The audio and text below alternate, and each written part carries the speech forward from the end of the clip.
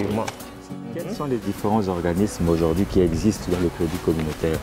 Oui, disons généralement, il existe deux types d'organismes. Il existe les fonds communautaires. Les fonds, c'est comme l'ACM, le Fonds de Québec, ils sont plus gros. Les fonds sont plus gros.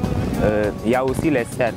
Les cercles, là, c'est vraiment un modèle de solidarité entre différents entrepreneurs. Parce que ça regroupe, disons, de 3 à 6 femmes ou 6 personnes qui travaillent ensemble et voilà, qui s'entraident dans leurs projets, qui font comme une caution solidaire. Ok, excellent. Est-ce que ça ressemble un peu au phénomène de tontine en Afrique ou Oui, on peut dire que ça se ressemble un peu. Ça se ressemble un peu. Ok, excellent. Sauf que là, les femmes sont accompagnées par un professionnel. Et puis elles s'entraident entre eux, elles prennent des cours pour rédiger leur plan d'affaires. Et puis des cours sont coupés qui s'étalent sur une durée de... Oui, en moyenne c'est 11 cours. Il s'agit de 11 cours et le 12e c'est la fin. Et qu'est-ce qui est inclus dans le programme? Est-ce que c'est comment faire l'étude de marché? Effectivement, il y a ça, il y a l'étude de marché, comment faire un budget de caisse, comment faire les états financiers, le budget prévisionnel. Donc il y a toutes les parties du plan d'affaires qui sont traitées pendant cette formation. Le plan marketing, le positionnement, etc. Voilà, tout ça.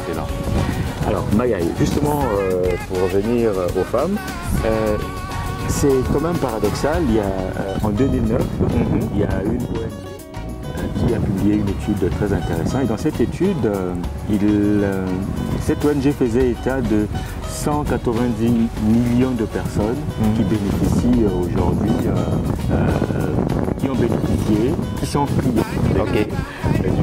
microcrédit. Alors dans ces chiffres, dans ces 190 millions de personnes, il y a 140 millions de femmes, c'est-à-dire 74%. Est-ce que le crédit communautaire, c'est le crédit destiné aux femmes? Disons, le crédit communautaire est destiné à tout le monde, mais si on scrute le profil des personnes que l'on aide, disons que les femmes sont vraiment majoritaires.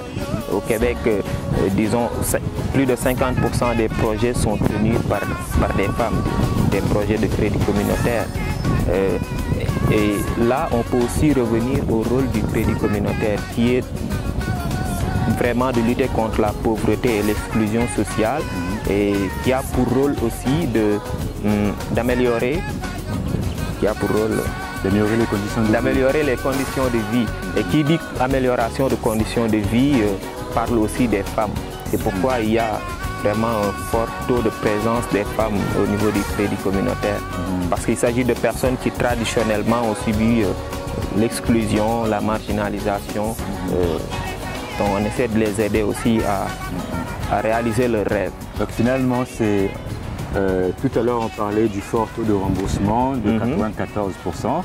Est-ce qu'on pourrait dire par ricochet que les femmes géreraient mieux que les hommes?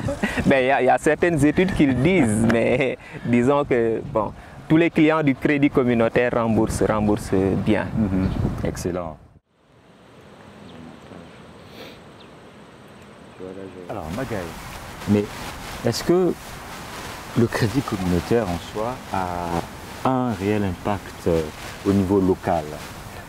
Oui, effectivement, l'impact est là.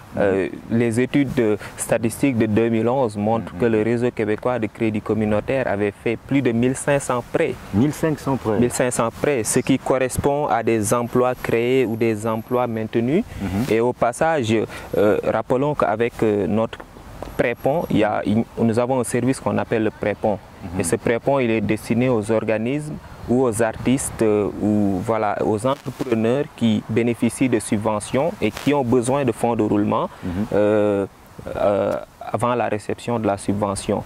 Et avec ça, nous parvenons à soutenir des organismes, à les aider à maintenir des emplois. Et qui dit organisme parle aussi de plusieurs employés, ce qui correspond aussi à beaucoup d'emplois maintenus.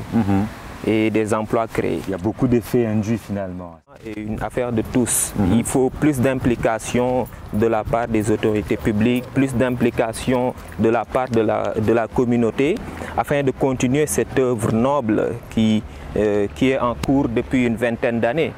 Donc nous encourageons vraiment les différents acteurs de l'économie et de la société de prendre part à cette mission. Ça peut être soit par les investissements ou soit par l'implication bénévole auprès de notre clientèle. C'est l'affaire de tout le monde. C'est-à-dire moi, toi, le voisin, oui. Tous nous devons nous impliquer là-dedans. Voilà, effectivement. Parce que comme je vous l'ai dit tantôt, le capital vient de la communauté. C'est la communauté qui prête à la communauté. Donc la communauté qui aide les membres de la communauté à créer des entreprises. Et actuellement, on sait que le monde tend vers l'économie solidaire, l'investissement éthique et responsable, le développement durable. Et le crédit communautaire est vraiment un concept qui regroupe tous ces concepts-là. Excellent. Donc ça s'inscrit vraiment dans la pérennité. Est-ce que le crédit communautaire, finalement, a pour conséquence de briser l'entrepreneuriat à deux vitesses? C'est-à-dire, d'un côté, vous avez des personnes qui n'ont pas de moyens, qui veulent se lancer en affaires, mais pas de mise de fonds, etc. Grâce au crédit communautaire, elles peuvent réaliser leurs rêves.